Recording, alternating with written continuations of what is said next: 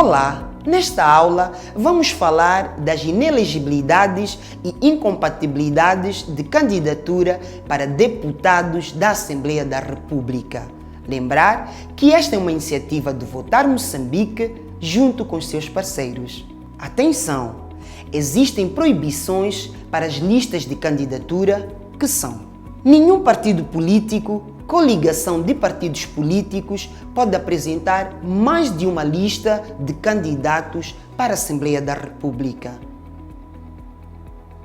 Não é permitido concorrer a deputado da Assembleia da República por mais de uma lista, sob pena de nulidade.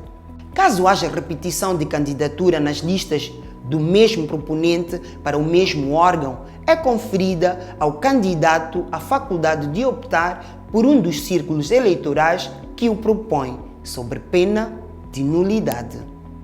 O que acontece quando os processos individuais de candidatura apresentam irregularidades? Verificando-se irregularidades nos processos individuais de candidatura, o presidente da Comissão Nacional de Eleições manda notificar o mandatário da candidatura em causa para suprir no prazo de 5 dias a contar da data da notificação. O não suprimento de qualquer irregularidade nos processos no prazo de 5 dias implica a nulidade da candidatura em causa. O mandatário da candidatura nula é notificado para que proceda, querendo, a substituição da mesma no prazo de 5 dias por um dos candidatos proposto cujo processo individual de candidatura preencha os requisitos formais. A substituição de candidato resulta na alteração na ordem relativa entre os candidatos propostos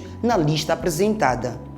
Se não houver substituição do candidato nulo, o lugar da candidatura nula é ocupada na lista pelo candidato seguinte na ordem original da lista apresentada pelo proponente, completando-se o número de efetivos a partir do primeiro candidato suplente cujo processo de candidatura preencha a totalidade dos requisitos formais. E em que situações uma lista é rejeitada em definitivo? Uma lista de candidatura é definitivamente rejeitada se, por falta de candidatos suplentes na lista entregue à Comissão Nacional de Eleições, até o termo do prazo de propositura, não for possível prefazer o número legal dos candidatos efetivos e de pelo menos 3 suplentes.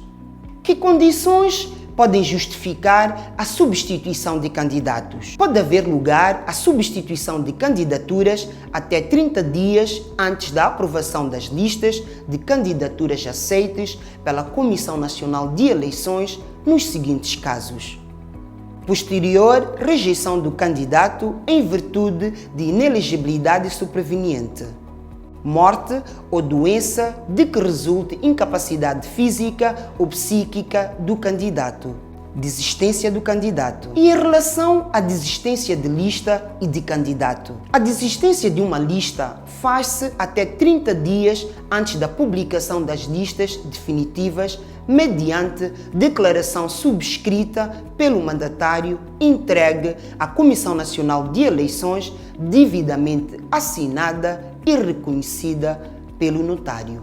É também lícita a desistência de qualquer candidato que conste da lista através de declaração por ele assinada e reconhecida pelo notário entregue à Comissão Nacional de Eleições dentro de 30 dias da publicação das listas definitivas. Mas como é feita a eleição dos deputados da Assembleia da República? Os deputados da Assembleia da República são eleitos por listas plurinominais fechadas em cada círculo eleitoral, dispondo o eleitor de um voto singular de lista.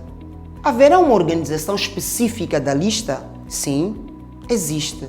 Por exemplo, não é permitida a transferência de candidatos entre listas ou a alteração da respectiva posição relativa. Por outro, as listas propostas à eleição devem indicar candidatos efetivos em número igual ao dos mandatos atribuídos ao círculo eleitoral a que se refiram e de candidatos suplentes em número não inferior a 3 e nem superior aos dos efetivos. Os candidatos de cada lista consideram-se definitivamente ordenados segundo a sequência da respectiva declaração de candidatura.